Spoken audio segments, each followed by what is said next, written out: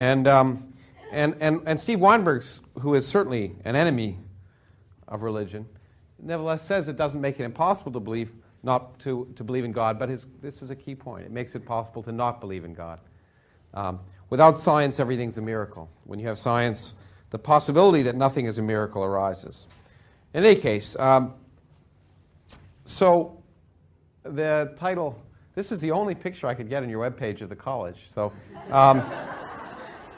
it's in there somewhere, I guess. I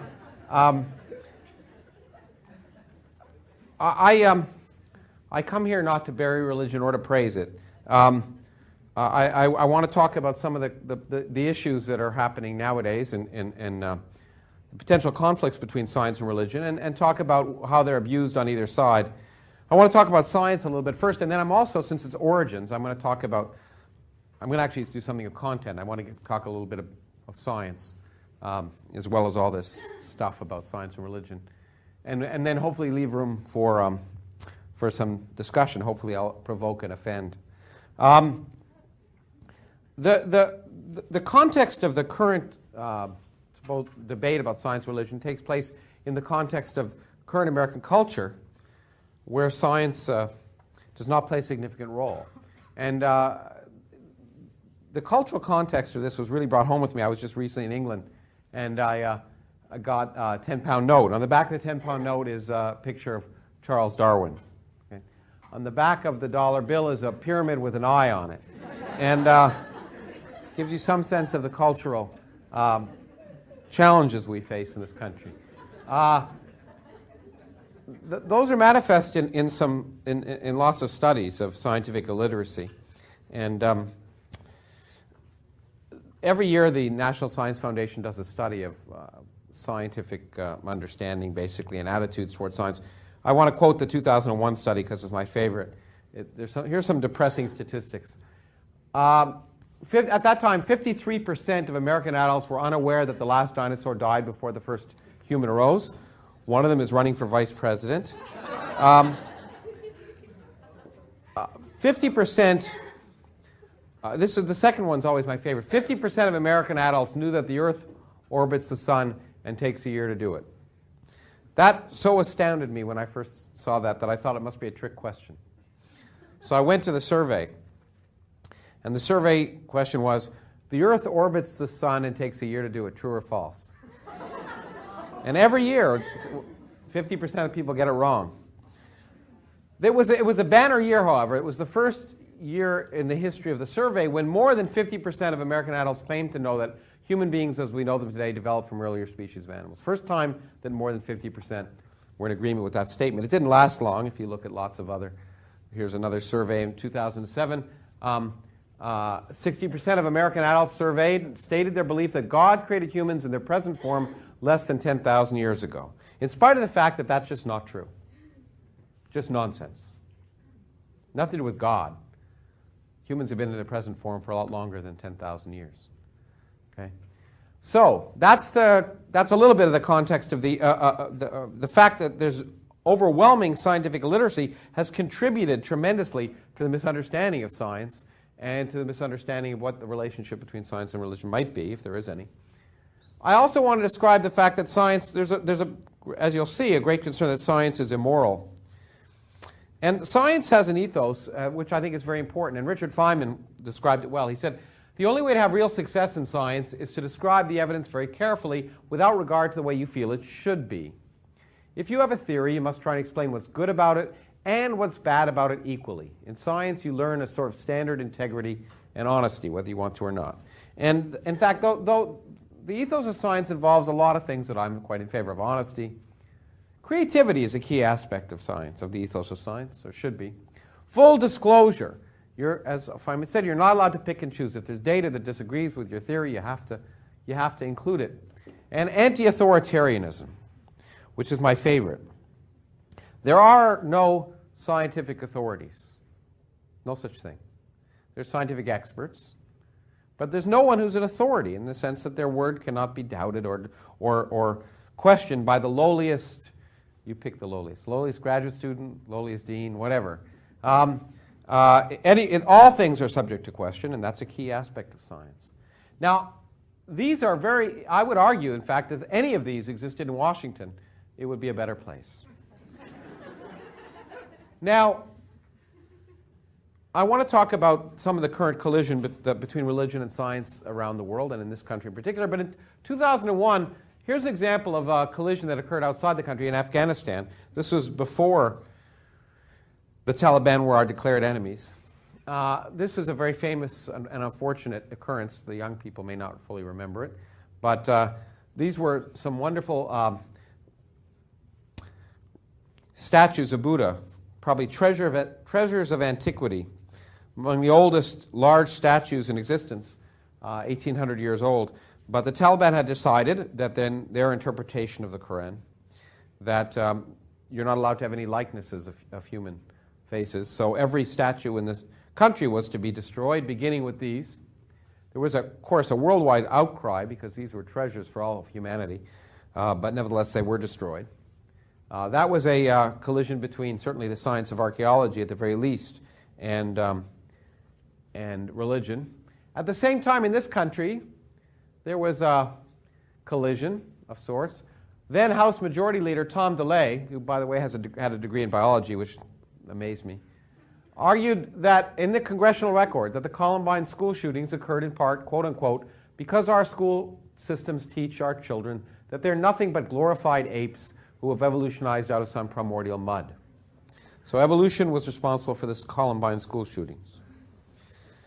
Now, so there's a political, as you can see, there's certainly in that case a political problem here.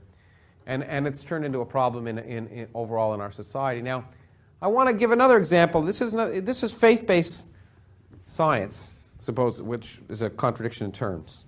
It's nothing to do with religion so much, or maybe it does, but this gives you an example of the other kind of nonsense that permeates popular discourse, particularly politics.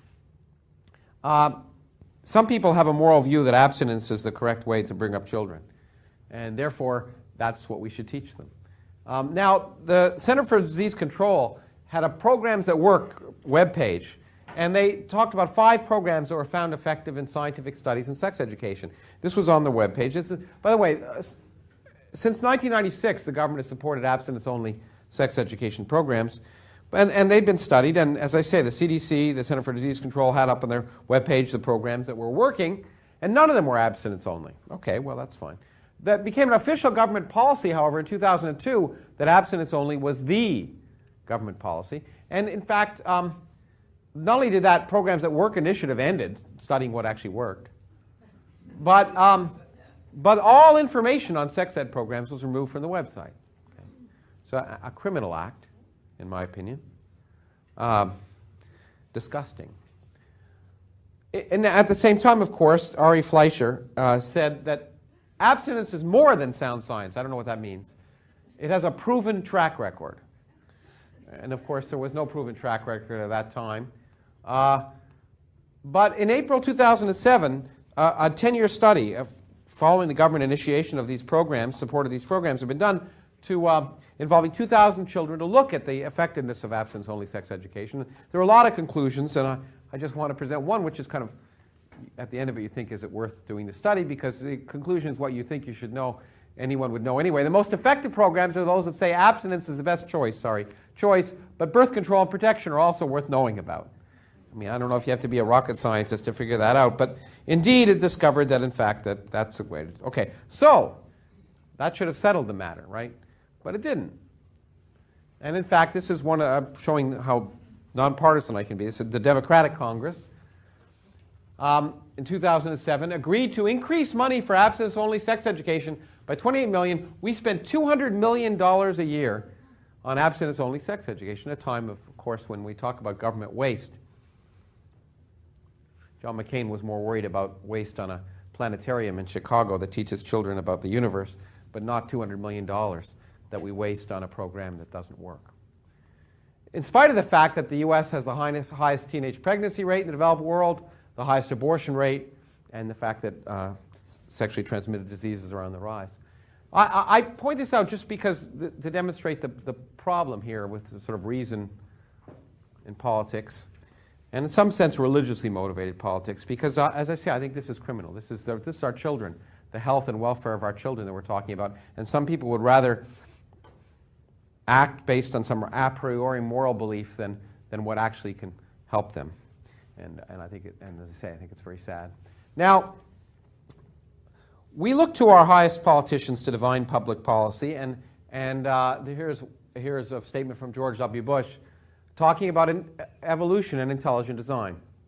He said, both sides ought to be properly taught so people can understand what the debate is all about. Now, this is not an intrinsically stupid statement, surprisingly. It is a perfectly reasonable statement. It's a statement that would make sense if there was a debate. What it represents is not stupidity, but ignorance. Ignorance not in a pejorative sense. The fact is that the president was ignorant of the fact that there wasn't a debate, and he's not alone. Most Americans believe there's a huge debate on this issue. And so I want to talk about that a little bit. First, I want to, however, make a disclaimer, or not a disclaimer, I want to make a statement of fact, that evolution is a fact. There's no discussion, there's no debate, there's no nothing. It's one of the most successful and impressive scientific theories of all time. We physicists have done a con job. We've convinced everyone that Einstein was the greatest scientist, or Newton, or something like that. But in fact, I'm pretty convinced when you look at the person who single-handedly changed our thinking about the world the greatest, I think it was Darwin. And the biologists just aren't as good at self-promotion, I guess. It's been based on over a century of observation, prediction, testing, all the hallmarks of good science. Okay, so let's lay that issue to rest. But nevertheless, there's this huge public debate about this notion called intelligent design. And so the question is, what is intelligent design? Well, it's everything from the notion that life was designed, which is a rather vague statement and interesting to discuss from a philosophical perspective, perhaps. But some people try and make it sound more scientific by saying something like, the notion that existing cellular structures are too complex to have been explained without design. Now that sounds scientific. To something else. Now the reason is there's no really good definition of intelligent design is that, unlike evolution, the notion has not been subject to anything like peer review, and that tends to refine ideas. It's a very vague notion. Now, however, there is a way to define it in the current context. Intelligent design is very simply opposed to evolution. Whatever you think, if you're opposed to evolution, that comes under the rubric of intelligent design. But the question is, why do you have to be opposed to evolution? What's the point? Why are so many people opposed to evolution? And then we come to an issue which, in some sense, does relate to science and religion, as you'll see. It comes from a fear of science. A fear that science is fundamentally immoral because it does not explicitly include God in it. And because God is not an explicit part of science, science not only is fundamentally immoral, but therefore must be wrong. And it has to be changed because it's a danger, and also because God must be an integral part of the world, and therefore science, as we normally carry it out, must be changed. Now, an example of this comes from a group that's now called the Discovery Institute. Sounds much more non-emotional. But it used to be called the Center for the Renewal of Science and Culture. That was much more emotionally charged. And they put out a strategy in 1998. And here's what this supposed scientific think tank said at the time. The proposition that human beings are created in the image of God is one of the bedrock principles on which Western civilization was built. This cardinal idea came under wholesale attack, drawing on the discoveries of modern science. Science attacking religion. And we seek nothing less than the overthrow of materialism, aka science, and its cultural legacies. Science has evil cultural legacies. And they had a plan, strategy, to defeat scientific materialism and its destructive moral, cultural, and political legacies. So the legacies of science are destructive. And to replace those by a theistic understanding that nature and human beings are created by God. 5-year goals, well, the key one was to begin attacking science teaching in the public schools in 5 years. What happened in my home state of Ohio 5 years later, the Discovery Institute came in when there was an effort to revise the science curriculum in the state and started promoting intelligent design, and that's when I got involved in the state the debate and issue. Now, the Discovery Institute has been the major media public relations promoter, lobbyist of this idea, and they've done an incredibly effective job of winning the hearts and minds of people in the country. By the way, they're in the high end. This is another example of fear. Okay, this is an example of why science is bad. In this case, evolution, which of course is based on Satan. And evolution is responsible for all the evil things in society: divorce, euthanasia, homosexuality, pornography, abortion, racism, and of course humanism, an equally evil thing. And it is, the purpose of it, the very purpose of evolution is to destroy Christianity. Okay, so there's that fear that science is evil.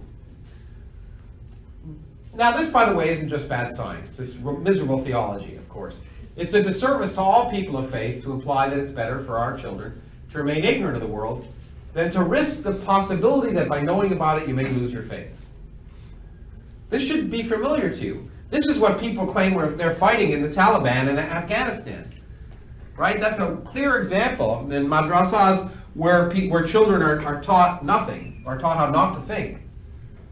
And specifically because if they think, there's a fear that it might threaten their belief in Islam. But this is exactly the same notion here. There's nothing different about this approach. Keep children ignorant. Now, the marketing strategy has been very effective. The marketing strategy for intelligent design is based on some notions that really resonate with the American public. Open-mindedness. Listen, we should be open-minded about all of the issues, and we shouldn't be dogmatic about things like evolution.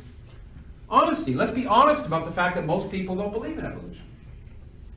And the one that really resonates is fairness. It's only fair if most Americans don't believe in this that we introduce in the schools the alternative. And that latter one particularly resonates with the public, but they all do. The problem is it's really garbage. All three of these are just invented. Because in fact what the public really should see is that this is closed-minded, dishonest, and unfair. It's closed-minded for the reasons I've already shown you. The Discovery Institute now claims that they're a scientific organization whose sole purpose is to do good science, and evolution is not good science. And they like to explore the scientific alternatives. What you saw, of course, the statement at the beginning was that science, it didn't say we're gonna do some experiments to see if evolution is wrong or science is wrong. No, science without God is immoral. We've made that decision, and therefore evolution, which is science without God, must be wrong. That's what we call closed-mindedness. Open-mindedness is when you force your beliefs to conform with the evidence of reality rather than the other way around. Okay? So the whole purpose in that effort is closed-minded, but it's also dishonest. Let's talk about this famous controversy that they're talking about. Where's the controversy? Well, a few years ago, I had a colleague of mine do a survey of over 10 million articles in 20 major science journals during a little over a decade, and look for keywords evolution. Okay. Hit that keyword evolution and got about 115,000 articles. Didn't do an exhaustive study, but most refer to biological evolution. Intelligent design, hit the keywords. Well, it appeared in 88 articles, but all but 11 of those were in engineering journals where they're supposed to be intelligent design. Of the remaining 11, 8 of the articles were in fact critical of intelligent design, and the remaining 3 were actually in conference proceedings. So in the scientific literature, there's nothing there. There's nothing. Now, the argument is made, especially when I talk to debate people in the Discovery Institute, that of course there's nothing in the scientific literature because scientists are censoring out this information. They have a prejudice and they won't let articles on intelligent design get published. Now I've had one of my responses, I've issued a challenge which has yet to be met. I said to them, if any of you can prove that you've been rejected from scientific journals more frequently than I have, I will grant you this. Okay? No one's been able to prove that. Okay? But they also say, well, look, we've given up, so we write books. Look, Darwin wrote a book, so we can write books. Well, Darwin wrote a book. He also submitted articles to the Royal Society, but okay. Said, okay, let's look at books. Forget the peer-reviewed literature. So I did the next thing. I went to Amazon.com, and I hit keyword evolution. I got that particular day, I got 21,822 books and articles appearing with the keyword evolution. And again, I didn't do an exhaustive study, but most of them refer to biological evolution as I scanned through it. I hit the keywords intelligent design, 635 hits. Now, about half of those were engineering, so get rid of half of them. And so only half of them are about ID in a scientific or religious sense. Half of the remaining ones were critical of ID, therefore about 150 books and articles that were promoting the notion of intelligent design. Okay. Just for fun, I hit the keywords alien abduction. Got 165 books. So you see, if there's a raging controversy that we should be teaching about in the schools, it's alien abduction. Much as intelligent design in any case. So there is no, it's just invented. There's no such thing, there's no controversy. There's a public controversy about an issue that doesn't exist. But the worst part is the fairness issue, because here's how science is done. Often. Not always, but often. The good thing is to start out with a novel claim. It's not required, but it helps. And then we do, well, then you do research. What's research? You do the thing that Feynman said. You try and prove this idea right, and then you try and prove it wrong. Okay? And then, if you're convinced the idea has merit, then you submit it to a journal. What happens? It gets sent out for peer review. What's that? Well, that means it gets sent to idiots. And they come back and they explain to you, without having read the piece really, what they think is wrong and why they weren't referenced. And then you write back to them using small words. And then maybe, if you're lucky, the thing is published. But lots of garbage gets published in every issue of Physical Journal, Physical Letters, or any major journal. There's lots of garbage. Doesn't matter, okay? Because what happens is, if it's really interesting, other scientists start to read about it and do research based on it, and then maybe eventually scientific consensus builds up. That may take decades. And only then does it make it into the high school textbooks. That's why high school physics texts are 20 years out of date, at least, usually, because it takes a while. But what do the intelligent design advocates want to do? Well, they just want to get rid of all the intermediate steps, okay? Start with the idea and go directly to the high school textbooks. And that's just not fair. If you want to do science, or something you think is science, you should play in the same playing field. And you don't change science beginning in high school textbooks. That's not where science gets changed. It's changed in the laboratory or in the research bench in one way or another. So the fundamental aspect of fairness is not even there either. Okay, but there are a bunch of arguments that still resonate that I want to review. And one is quite a serious one. Remember that at least 50% of the populace doesn't believe in evolution. In fact, it's worse than that. Let me show you a really, really scary statistic from 2005. So when people were asked, regardless of what you believe personally, which of these do you believe should be taught in public schools? 12% of the American public said evolution only. Almost twice as many Americans said only creationism should be taught in the public schools, and then the rest of Americans said everything. Okay?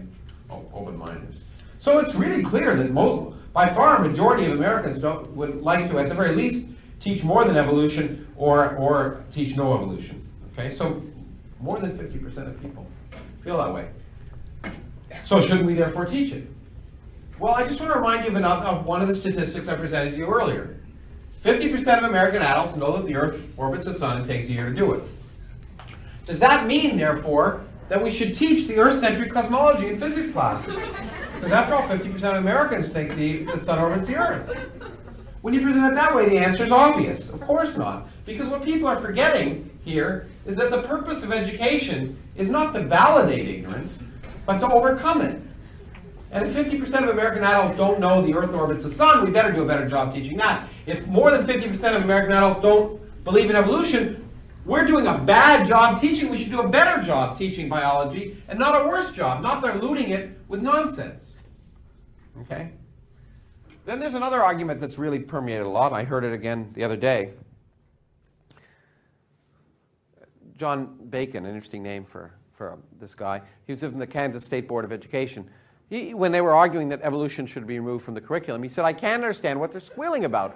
Millions or billions of years ago, I wasn't here and neither were they. This is historical science. It's all in the past. We weren't around. It's a story. It's history, like the Bible. And the point is that totally misperceives what science is all about. In fact, because all science is historical science. There's not one bit of science that isn't historical science. And all physics, all chemistry, all biology, all geology, all of it is historical science. What do we mean by that? Historical science means that you base your ideas on the past experiments and observations. But big deal, that's not what science really is, because the key thing about science is you then predict the future. That's what makes it science. If it were just the first part, it would be a story. And probably the biggest misconception about science among the American public is that science is just one story. But it's not a story. It's a story with consequences. You take that story and you make predictions and you compare them with experiments and observations that have yet to be performed. So you predict the results of those experiments and observations, and then you compare them to your theory. And in that sense, evolution is just like Newton's law of gravity. It's exactly the same. It's just as historical. And in fact, to give you a sense of how historical things are, here's from doesn't really matter if you can see it that well. This is the sun, in case you didn't notice. And so, the sun is not a historical object when we look at it. Well, you can say, okay, it takes 8 minutes for the light to get from the sun to the earth, but that's not really history. But it's not quite that way. So does anyone know how long it takes? So the sun is powered by nuclear reactions, we discovered. So the light that comes out of the surface of the sun originated in the center of the sun with nuclear reactions. Do you know how long it takes for the light to get from the center of the sun to the outside of the sun? Okay, about 1 million years. Takes the light. So every bit of light that's emitted from the surface of the sun originated in a nuclear reaction 1 million years earlier. Okay? So we really are doing historical science when we look at the sun. We're looking at the energy that was emitted 1 million years earlier. And by the way, if the solar system and the Earth were 10,000 years old, the light wouldn't have made it out to the surface. Okay? So we already know. Every week I like to think of another thing that refutes the 10,000-year-old idiots. And so anyway, when we do astronomy, when we look at the sun, we're doing historical science, because we then make predictions based on that million-year-old data. And we make predictions of what the interior of the sun is like, and we can make predictions about the temperature profile and the density profile, and we can test those predictions, and they're bang on right. And it's the same with evolution. We can make predictions based on what we have observed from either fossils or the genetic relationship between mammals, and we can make predictions of a whole bunch of things which we can go out and test, and for over 100 years, evolution has satisfied all of those tests. Now we get to a little more dicey question. Evidence of design. This is where you get a little more subjective. Is there evidence for design and purpose in the universe? Well, design is a tricky subject because it's really in the eye of the beholder. Okay? I mean, clearly, if you see, say, Christmas ornaments, you look at them and you say, of course, they're clearly designed, right? But of course, these aren't Christmas ornaments. These are ice crystals that have been dyed so you can see them. But these are just crystals of water that have formed these beautiful patterns, snowflake patterns. And we know they're not designed. We know that you take a polar molecule and you allow it to have phase transition in the right way, and you form beautiful patterns. So the laws of physics and chemistry produce these things. It's not as if we have to design every single snowflake. Okay, well but what about, it's obvious that some things are designed. Human structure is designed. Take Buckminster Fuller. He'd make these beautiful human designs, a geodesic dome. Clearly, there's intelligence involved. Well, that is, unless you take soot, and you find Buckminster Fullerene, carbon-60, which is also a nice geodesic dome, which, of course, is in soot. You can't think of anything a little less designed than soot. Okay? So design is really a subjective notion. Things can look like they're designed, but that doesn't imply they're designed. Of course, it doesn't imply they're not designed either, which I'll get to. It just means you can't make that inference by just subjectively staring at things like that. Now, let's talk about intelligent design a little bit, and I won't spend a lot of time on the biology of this, but I just want to point out that this notion that there's intelligent design is at least questionable if you start thinking about nature, and in particular, think about species. First of all, almost all species that have ever appeared are now extinct. Over 99.5% of all species that have ever roamed the earth are now extinct. So you've got to ask, design? Good design? I would spend, if I was talking about biology, I think I'd talk a little bit more about that because I talk about bacterial flagellum, but I'm not going to. I want to just point out that every scientific claim, every single one that's been made, from the genetic relationships between humans and chimpanzees to the non-existence of transitional fossils to the evolution of bacterial flagellum to the nature of blood clotting, every supposed challenge to evolutionary biology has in fact been proved wrong. I think I'll show you one because it's one of my favorites. Yeah, I have it. This is the lack of existence of transitional fossils, particularly between ape-like creatures and human creatures. So the interesting thing about this is just the creationist literature. All of these are creationist documents, and here are fossils that have been analyzed by these creationists. And you see everyone agrees that this one's ape-like and this one's human-like. But even among the creationists, you can see that it's a perfect example of transitional fossils. In the creationist literature, you get some fossils are more ape-like, but they can't agree. And then they get more human-like, and so the point is that there's clearly a transition between things that look completely ape-like and completely human-like. So even if you take that literature alone, the argument that there aren't transitional fossils is falsified because, of course, here's an example of it, just in this one case. Now, the thing I want to get at is a really important point, probably the most important point I'm going to say in this discussion about science and religion, is that the science, I've argued there's no evidence for design in humans or in biology. But the key point is that the science is independent of questions of design and purpose. It just doesn't matter. And the best example I know of that comes from cosmology. In fact, in the piece I wrote in the New York Times that caused such ire in that cardinal, who of course had to recant after I wrote the Pope, was really a statement about the fact that there could be a coexistence between science and religion. In particular, the example I used was Georges Lemaitre. Georges Lemaitre was a Belgian priest, but he was also a cosmologist. He was the first person to show mathematically that Einstein's theory of general relativity required a Big Bang. It was inconsistent with a static universe. Okay? And Einstein didn't buy this, by the way. Einstein didn't like the idea and derided it for a while, because Einstein wasn't really open-minded initially, or forever. But eventually, he was a scientist, so he realized that Lemaitre was right. But when Lemaitre made that realization, what happened? Pope Pius got so excited that he wrote a public letter saying, science has proved Genesis. Okay? Now, what did Lemaitre do when that happened? Lemaire's a priest, Catholic priest. He wrote the Pope, and he said, stop saying that. This is a scientific theory. You can test it. It makes predictions. It makes scientific predictions. Now, if you have a certain religious belief, you can take it to validate that religious belief.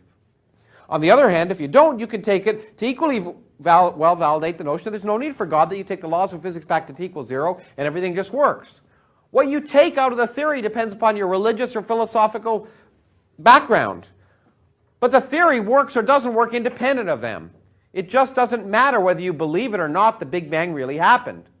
It doesn't matter whether you believe it or not, evolution is a fact. It's independent.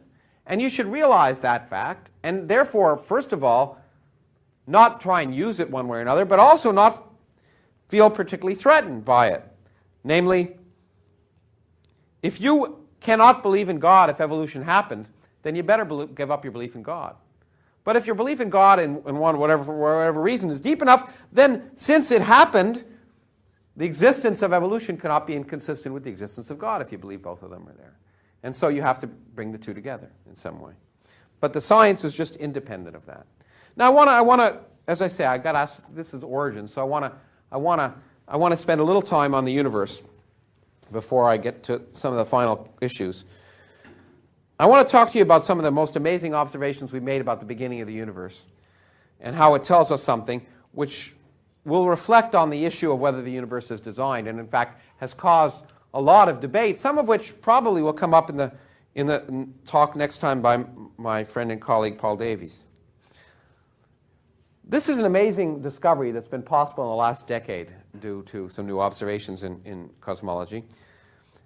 Einstein told us, general relativity tells us that mass and energy curve space. space actually curves in the presence of mass and energy. And the big question is the universe curved on large scales? And it turned out it could exist in one of three different types of universes called open, closed, or flat. And it sounds good. And in a closed universe, the universe is curved enough that it curves back on itself. So if you look far enough in that direction, you'll see the back of your head. Okay? And an open universe, that doesn't happen. And people are quite interested. The reason I got into cosmology as a particle physicist is that it turns out if you have a matter-dominated universe and it's closed, it has to expand and eventually stop and contract. An open universe could go on expanding forever, so I figured if I could figure out the geometry of the universe, then I'd be the first person to know how the universe would end. That seemed like a good idea. But now it turns out we've been able to measure the geometry of the universe directly, and I want to show you. It's one of the great triumphs of the human intellect and experiment. But to think about how we can do that, I want to ask you the following question. How would you measure the curvature of the Earth if you had no recourse to outside space, so you couldn't go around and see the Earth was curved, or you couldn't go around the Earth?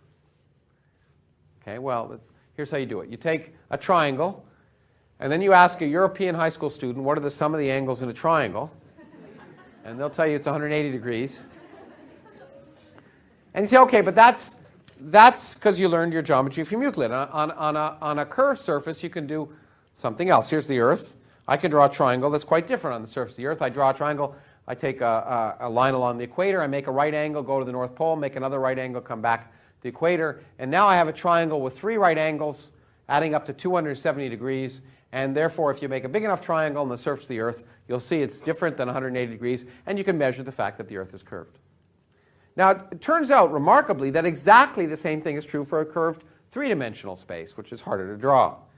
A big enough triangle would tell us if the universe is curved on large scales. And in fact, the originators of this thing called non-Euclidean geometry, actually, some of them actually tried to look at big triangles and measure them and see if they deviated from 180 degrees to learn if we lived in a curved space. The trouble is they didn't have a big enough triangle, but we have one now.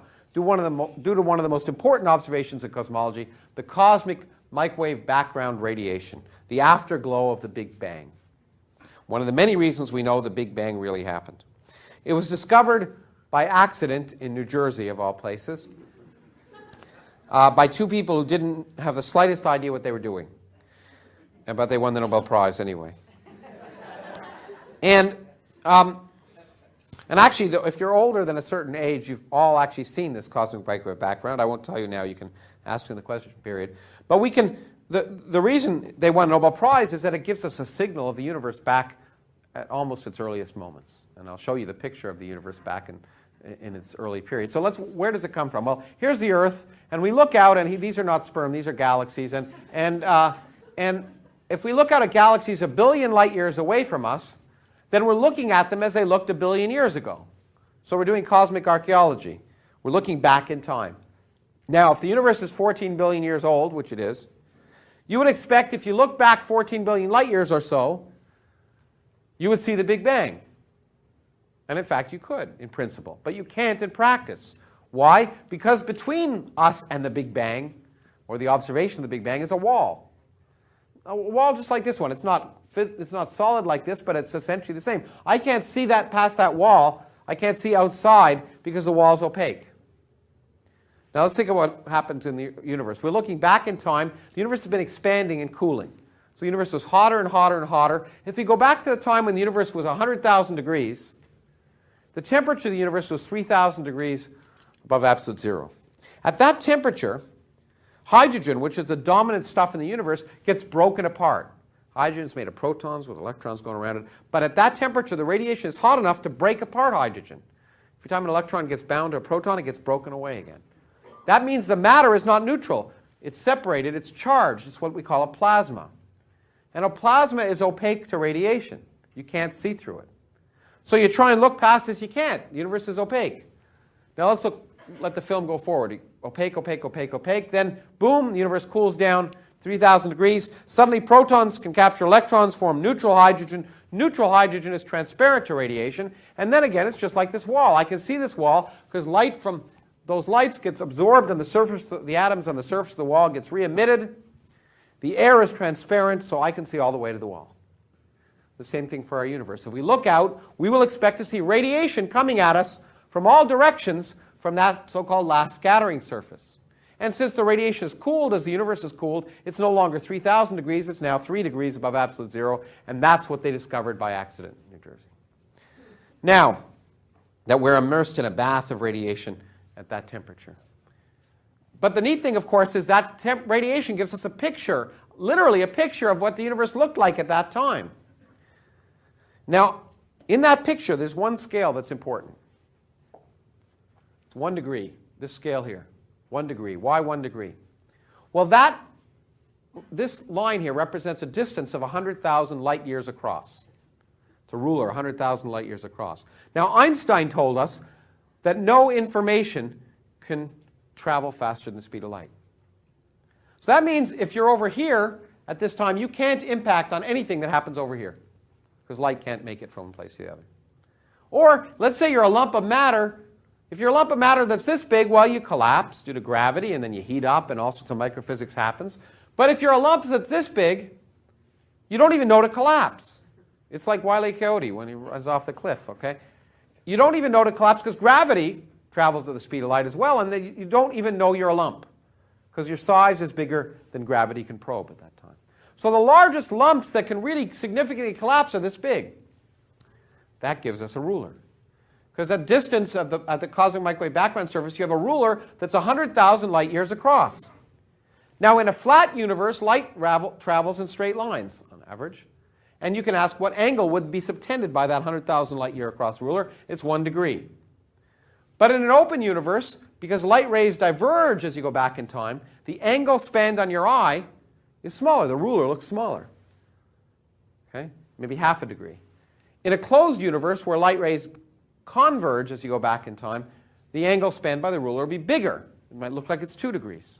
So all you have to do is take a picture of that cosmic microwave background surface, look for the lumps in it, and ask, are they half a degree on average, or 1 degree, or 2 degrees? And that's been possible in the last decade. This was one of the first experiments that could probe it. It's one of my favorite experiments. It's called the boomerang experiment in Antarctica, and I hired the head of it when I was chair at Case. And it's a balloon that takes a microwave receiver way above the Earth's surface, because the Earth is hot on this scale, you want to get away from it, and looked at a small region of the sky trying to measure the microwave background radiation and get an image. Okay? And this balloon went around the world, which is actually easy to do in Antarctica. At the South Pole, it's particularly easy.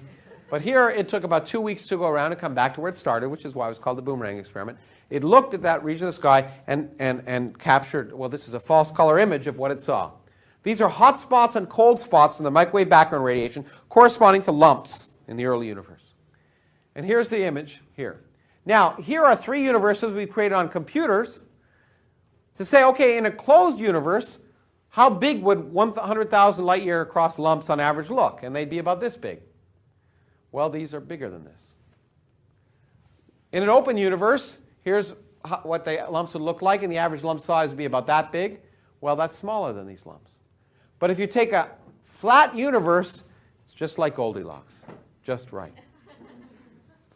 And we now know, in fact, by measuring this, that the universe is flat to high accuracy.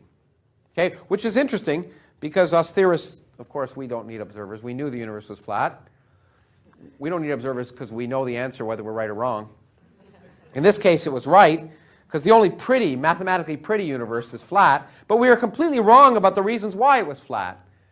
Well, by the way, it feels like quantitative aspects. This is a much better image of the entire sky with something called the WMAP satellite. And this is the prediction. Here, most of the lumps, we're just counting lumps basically. Most of them are 1 degree across. That's the data. That's the prediction for a flat universe. So we finally answered the question, is the universe flat? And the answer is yes. But it turns out that it's flat for exactly the wrong reason. And because I'm not giving a physics lecture, I won't go into the details. It turns out the only way you can make everything we see consistent with a flat universe is if most of the energy of the universe resides in empty space, resides in nothing. If you take the energy associated with everything we can see, all the stars and galaxies that we can see, that accounts for about 1% of the total energy of the universe. We are just a little bit of cosmic pollution. We are completely irrelevant in a cosmic sense. Let me say that statement again. We are completely irrelevant. You could get rid of us and everything we see, all the stars, planets, aliens, everything, and the universe would be essentially the same. 30% of the energy of the universe is made up in something called dark matter, which is the dominant stuff of galaxies. It doesn't shine. We actually think it's made of some new type of elementary particle, totally different than what makes up the stuff here on Earth. But what makes that interesting is it's not just out there, it's in this room, going through your bodies as you nod off during this lecture. Okay? And that means we can do experiments here on Earth to look for that. And we're doing them. But 70% of the energy of the universe isn't in any of those things. It resides in empty space. And we don't have the slightest idea why it's there. If anyone comes to lecture to you and they tell you they know why it's there, they're lying, especially if they're a string theorist. But the thing that makes it interesting, the reason we care about it, is that its existence is tied to the very nature of space and time and to the origin of our universe. That's why we want to learn about that stuff. But it also has another implication. It will determine our future. The fact that we live in a universe dominated by what's become known as dark energy, a substance that we do not understand, and we don't know its future. But because it dominates the energy of the universe by general relativity, it will determine our future. And if we are correct, measuring it as we have, then we kind of get an idea what the future is. And let me just tell you the future. This was a graduation address given at a private girls' school. I've given 2 commencement addresses, and I've never had the guts to say this, but he began his speech by saying, things are going to get unimaginably worse, and they're never, ever going to get better again. That was before the Bush administration was elected, by the way. But in any case, the point is that the reason I put it up here is that describes the universe. If dark energy dominates the universe and continues to, we live in the worst of all possible universes for the future of life. You could not pick a worse universe for the future of life. Okay? So if this is the case, forget the fact that 95% or 99.5% of the species on Earth have become extinct. If this is the case, life cannot survive in such a universe. So it is the worst of all possible universes for life, so much for intelligent design of the universe. Okay? If you want a universe whose purpose is to promulgate life, if that's what you think its purpose, that's not the universe we live in. Now, so I just wanted to give you a lecture in one facet of modern cosmology, because it takes me back to the way I want to end this to some extent. And that is, what I've shown you is that there's no evidence, or I've argued there's no evidence in biology for design. I've also argued in some sense, if we look back at the universe in cosmology, it's an amazing place, but it's not clear that the universe has been designed to be maximally hospitable either. Does that mean there is no purpose or design? Absolutely not. And scientists often abuse this notion. Physicists are, again, the worst here, the most obnoxious. Physics has been so successful that we have this tendency to say that if it isn't science, it doesn't matter. That science is everything. And if science can't say something about that issue, then it's not worth talking about. But that, of course, is completely wrong, and some people call that science versus scientism. Attacking a belief in purpose or design is acceptable, but it's a philosophical stance. It's not a scientific one. You can make the statement that, look, there's no evidence for design in the universe, and we are completely irrelevant. There's no evidence that the universe is designed in any way. That's fine. And then you can say that there was no design. And that's a perfectly reasonable conclusion, but it's a philosophical conclusion. The science itself can't say one way or another. It just says it is what it is. And in fact, as my old acquaintance Carl Sagan used to say, absence of evidence is not evidence for absence. So the fact that there is no evidence for design is not proof that there's not some vague purpose or design to the universe. Okay? So I think scientists have to realize the limits of science in that regard. At the same time, we can enrich faith, if you call it enriching faith, in the sense of Albert Einstein and the sense of Steve Weinberg. Science teaches us to oppose blind, unquestioning belief. That's clearly the path to nonsense. So those people whose faith is based on blind, unquestioning belief, scientists should argue that that's not the path to knowledge. We can inform faith. by the results of science. I was at the Vatican a few years ago, and I put it this way. It was a meeting of a few scientists and a few Catholic theologians from the Vatican, and we were lecturing to each other about the future of the universe, and I put it to them that they had to listen to me, but I didn't have to listen to them. Namely, and I didn't mean it in a, well, I meant to be facetious, of course, but it's true. If you want to have a sensible theology, it has to be consistent with what we know to be true about the universe. But what we learn about the universe is independent of our theology, so in that sense it is a one-way street.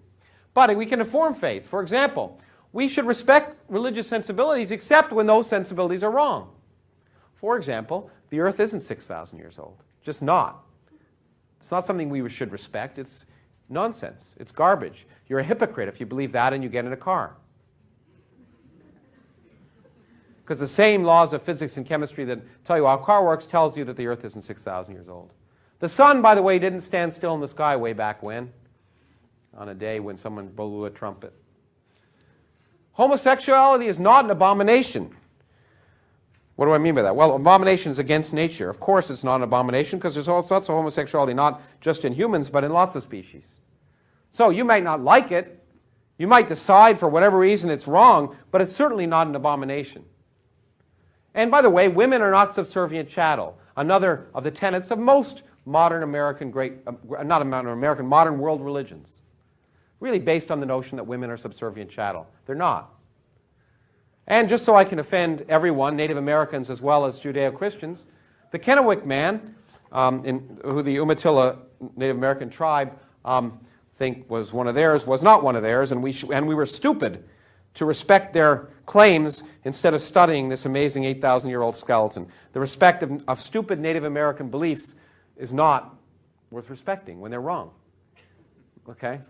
The Umatillians have a cosmology. It tells us that the universe is 6,000 years old. This incredible 8,000-year-old skeleton, therefore, couldn't be that old and had to be one of theirs. And the fact that it happened to have Caucasian features, which certainly flies in the face of conventional wisdom about how humans came to North America, was fascinating. But for 3 years, it couldn't be studied because it had to be put under locks because of this pseudo-religious debate.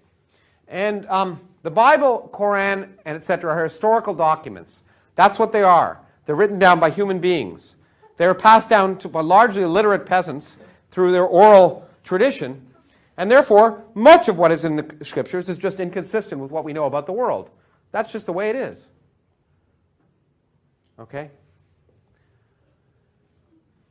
Now, this whole lecture series is about science and religion, and I've talked about it, and I periodically talk about it in different contexts, but I want to point out that it's not a big deal. I write a column in New Scientist, so I wanted to quote from something I wrote there. Because scientists like me, when asked, will express views on issues relating to purpose and religion, especially to counter ill-conceived notions that might mislead the public. But in our work, this thing we do every day, we focus on the scientific questions, which are the interesting ones, the ones that can be addressed by tools that we will use to explore the universe. Whether any form of religion can be made obsolete by our progress, which is supposedly a big question, is just unimportant. It's a trivial. If the new knowledge about the universe cannot be worked into the philosophies, then they'll become obsolete. If the new knowledge about the universe can be reworked into the philosophies, they won't be obsolete. We don't have to spend a lot of time debating this issue. And I would argue that the participants have changed, but this so-called debate over relation between science and religion hasn't progressed, I would argue, significantly in 400 years. Today's arguments about intelligent design that I talked about are very little different from those of Thomas Aquinas and William Paley. The realm in which the debate is taking place, be it in microbiology or in cosmology, is very different. It's much smaller or larger. But the debate is itself the same. And focusing on these stale and uninteresting questions prevents the public from appreciating the really important questions, which is what we're learning about the universe. So my problem with this fascination with science and religion is it takes away from the fact that scientists, as my friend Steve Weinberg would say, most scientists don't think about God enough to be atheists. It just doesn't ever enter into it. Now, when it comes to this issue of science and separation of church and state, I think the key point is one from Eugenie Scott, who said, the First Amendment protects against the government establishment of religion, but that doesn't mean it will protect against bad science. We have to do that. And the bottom line is, perfect. The bottom line is the universe is a remarkable place without all the junk. And whether the junk comes from some religious fundamentalism or some New Age mysticism or whatever you want. You don't need it. It's fascinating. And I happen to think it's not only fascinating, but it's not immoral. I think only when we're willing to accept the universe for what it is, without fear, will we be able to build a just society. Science is not a threat to a moral world. It's the basis of a moral world, I would argue. And all of those things I talked about should be a part of a moral world. But the bottom line is that really, this is what really is important about science, is that it works. And that's the only thing that's important about science. It works, and we need it. And in fact, I would argue that at a gut level, everyone understands that, even those who complain that science has to be changed. For example, George Bush said, we got to teach both sides of the debate, right? But when the avian flu became an issue, he and everyone in his administration said, we got to learn how fast it's mutating from birds to humans. Okay? Not one person in that administration said, it's been designed to kill us. Forget about it. Okay? Whenever there's a challenge, people realize that science is the key. But it's more than that. It's also, I think, the source of wisdom and wonder. And we talk about it. People say that science is, the problem with science is it doesn't produce the kind of awe and wonder of other spiritual aspects of the human existence. And I just think that's because we do a rotten job selling it. And there's lots of ways to see this. This is my last picture. Here's a source of awe and wonder. It's not a painting. This is a total eclipse of the sun as seen from the other side of Saturn from the Cassini satellite. So the sun is behind it, and it's illuminating the rings of Saturn. Fine, but what's really neat, which you can't see in this image because of the resolution of the projector, but if you go to the NASA website, you can see it, is right there. There's a little pale blue dot between those rings, and that's the Earth. And you see the Earth as a little pale blue dot in the darkness behind Saturn, telling us the fragility and the amazing aspect of here we are on this small thing in the middle of nowhere, doing what we're doing, and I don't know what happened there. Okay, no, you can't see it. No, you can't see it. You have to go to the site. But to me, that's the kind of wonder and awe that science brings that really enlightens the human spirit. And for me, that's as good as it gets. Thank you very much.